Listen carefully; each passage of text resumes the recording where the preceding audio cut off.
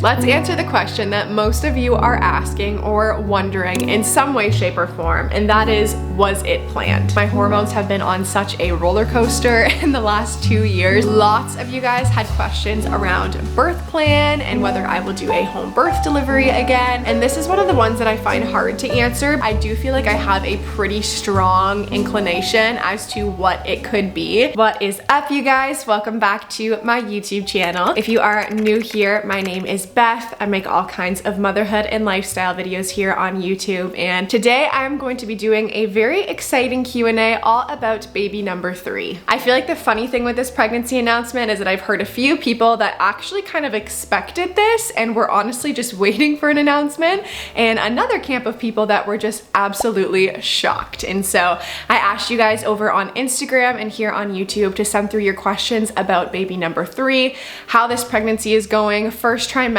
the adjustment, and what this is going to look like for us. And you guys sent in a lot of questions, so I'm going to try and answer as many as I can in this video. There's a lot of questions that were asked multiple times, so we're going to get into all of those today. I did get a lot of questions about how first trimester has been, how it's been compared to other pregnancies, and how I am feeling now. To be totally honest, I would say that this is probably the smoothest first trimester experience that I've had so far. I know that that seems wild given that I also have a 2-year-old and a 1-year-old that I am with full-time at home, but honestly that was my biggest worry going into this pregnancy, was that first trimester was really going to take me out, and then I wouldn't be able to manage taking care of my 2 kids and also working and taking care of the house. And so that was my initial prayer to God, was like, God, you know my situation, you see what I am capable of and not capable of right now when it comes to first trimester symptoms and all of that. And so I just prayed a very honest prayer of, God, please let this be a very smooth first trimester for me. I pray against morning sickness, I pray against the migraines that I've had in the past, and God really did deliver on that. It has been obviously hard because I have still experienced extreme fatigue, especially because our kids often don't sleep through the night at the ages that they are at, and so that combined with just the lack of energy in first trimester was very hard to navigate. It was very hard to make it through the day, but all things considered, it could be a lot worse than that. In my other pregnancies, I had experienced nausea and throwing up and that steady feeling of just like morning sickness that would never go away. I also, in my previous pregnancies, from around like weeks 7 to 14, would experience migraines, and sometimes they would last for days, if not weeks on end, with absolutely no relief. And that's not something I've experienced this time. I've had maybe a little bit of nausea, but I find that it's like right before I go to bed and I can just sleep through it.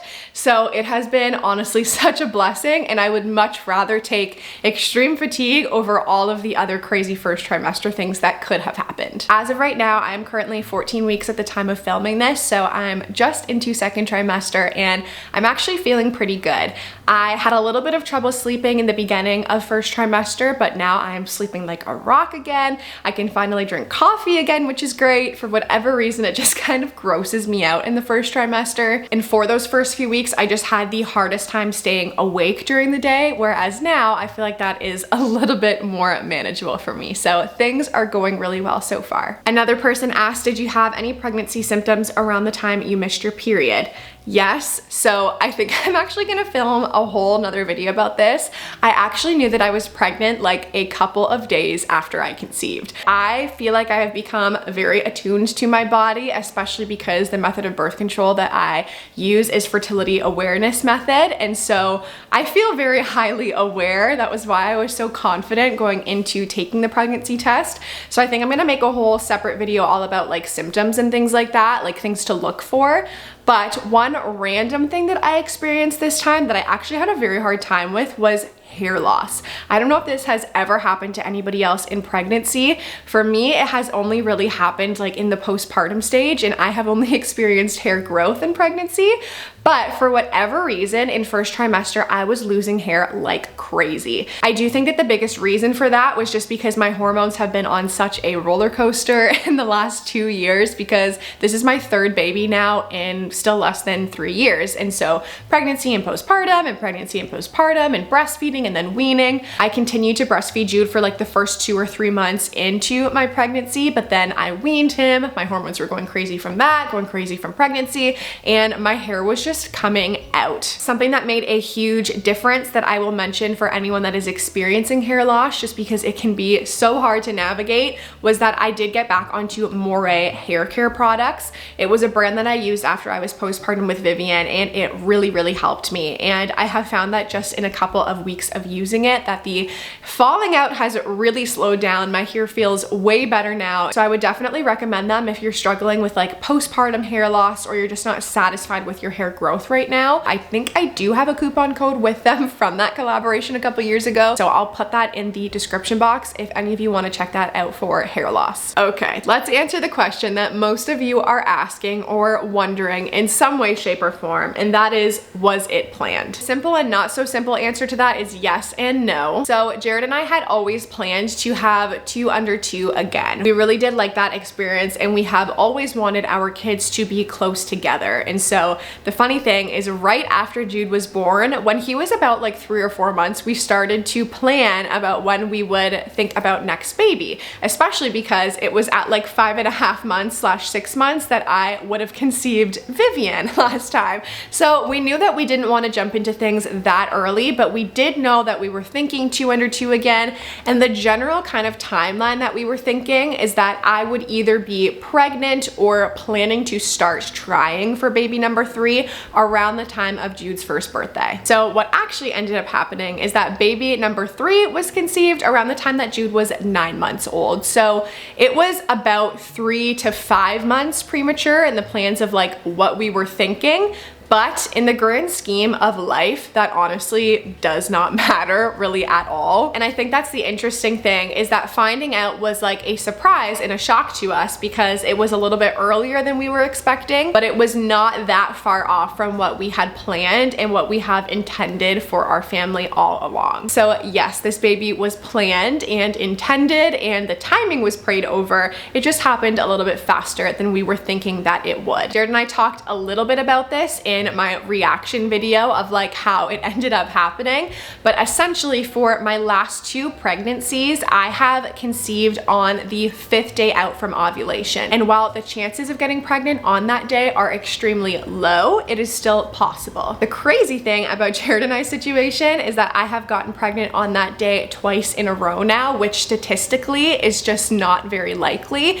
And I won't dive into all of it here, but for me, that is honestly a miracle, because I have diagnosed endometriosis. My mom was not able to have any more kids at the age that I currently am now because of that same condition. And so in our marriage, Jared and I have vowed that we will never live in fear of that. We will fully surrender all of the timing to God. And needless to say, he has blessed us beyond belief. While there is still that like initial shock of, oh my gosh, this is gonna change everything, I think for both Jared and I, there is also always a deep gratitude and understanding that each of these babies is a miracle, and that the timing is very much intended by God, especially given my situation of how they were both conceived. So I hope that explains a little bit more of that. Someone did also ask, and I can't remember the wording of it, but it was basically like, is your husband actually excited about these like quote unquote unplanned pregnancies? And I don't know if that was intended to come off like I was tricking him or somehow like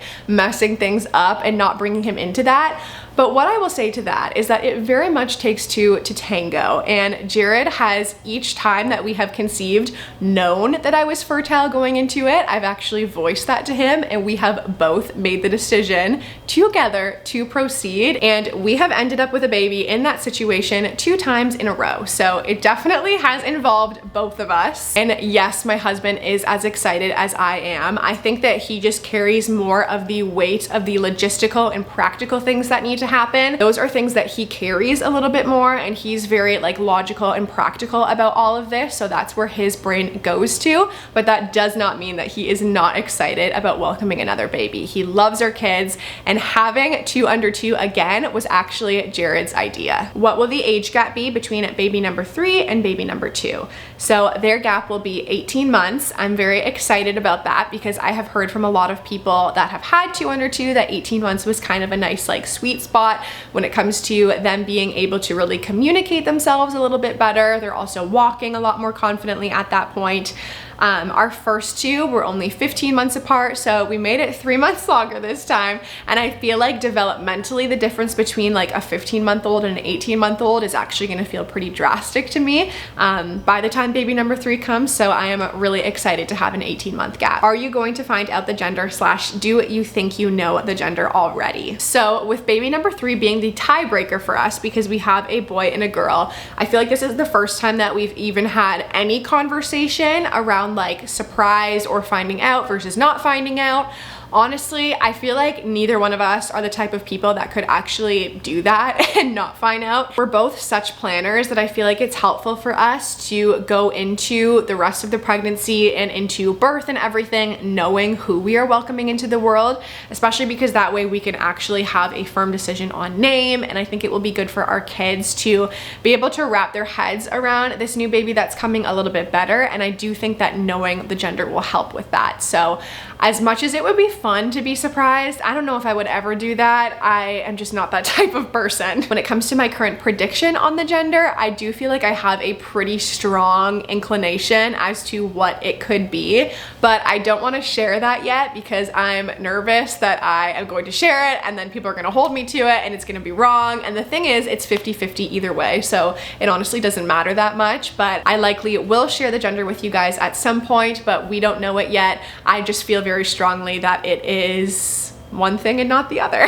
Okay, so some of the other questions that I got a lot of were, how did you decide on baby number 3? How did you know that you weren't done having kids? How did you know that you were ready? And all of these types of things. So when it comes to deciding on baby number 3, I feel like that is answered in the fact that we knew that we weren't done having kids. And so it didn't really feel like we ever decided. It just kind of has felt like our family is not complete yet, if that makes sense. We have always kind of had 4 as the number in our head, and then potentially someday considering adoption depending on what life looks like and what things end up looking like with our own kids.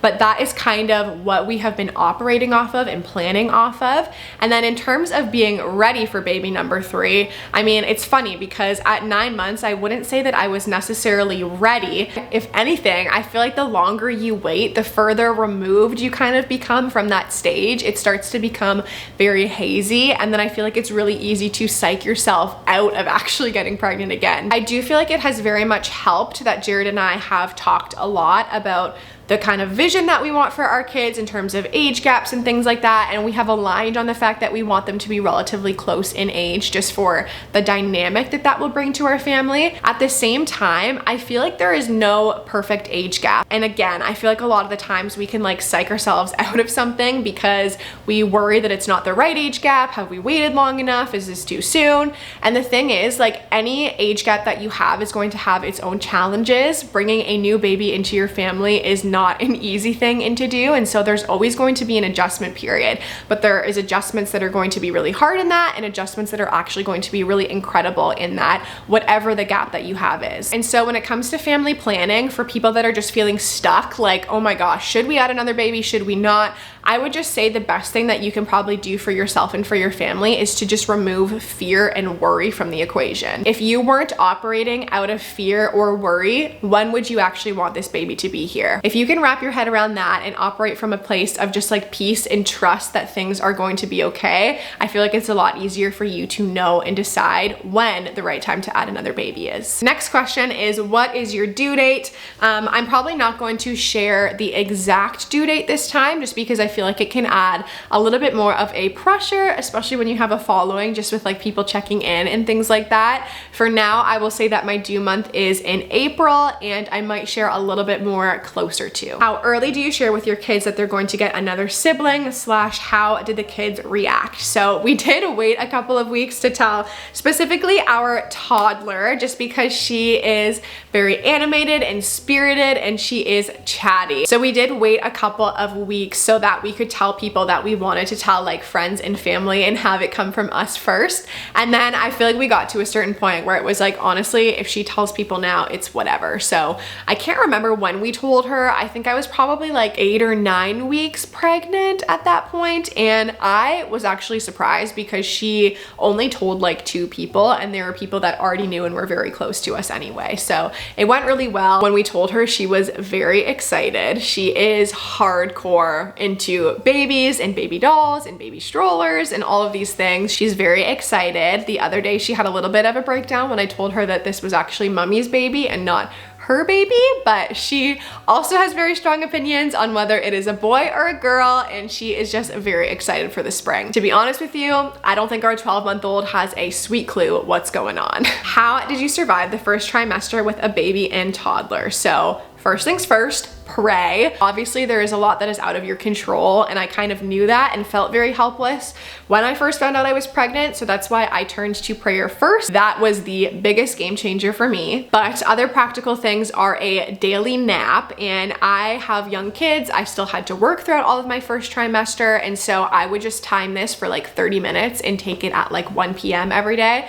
when I would get them down for their quiet time, and I found that that was just essential to actually help me get through the rest of the day. So nap if you can. Also lower your standards for a season. There are certain things that I have always been very intense on, like nightly closing the house and having everything kind of like ready for the next day before going to bed. But I was still doing a lot of solo bedtime routines with the kids throughout all of first trimester because Jared was in the thick of renovations downstairs. And so I stopped caring about whether or not the playroom was clean at the end of the day. The couch would still be strewn from the kids playing with the cushions. Sometimes the dishwasher didn't run because I just couldn't get up again after I got them down for bed. And that was hard. I really struggled with it during that time, but I also knew that I needed to give myself grace because it was just a season and I didn't need to put that crazy standard on myself because nobody else was doing that except for me. Another thing that was surprisingly helpful with the 2 young kids was scheduling play dates in first trimester. That might sound like it's more work, but to be honest, having more kids in our house was actually easier because those kids would just play with each other, and then I would have a friend here that could actually jump in if something needed to be taken care of, and then we could just sit on the couch and chill and talk. And so having a play date scheduled, I know is more of like a privilege that you can have as a stay-at-home mom, but it was definitely something that was extremely helpful for me. Other very practical things are an earlier bedtime, asking people in your life for help if you really need it. And then for myself, this is the first time that I have really like supplemented with my naturopath for my first trimester in pregnancy, and that has also been a game changer as well. How do you think you'll juggle having 3 little ones? How much support do you guys have from friends and family? So we don't really have our family close by. Our parents are kind of scattered all over the map. Jared's family is about 8 hours away, so it's definitely a hike for them to be here. My mom is about 50 minutes away from us, and then my dad is about 3 hours away. So we don't have like parents close by that can just jump in if we're like sick or we really need someone to take the kids out.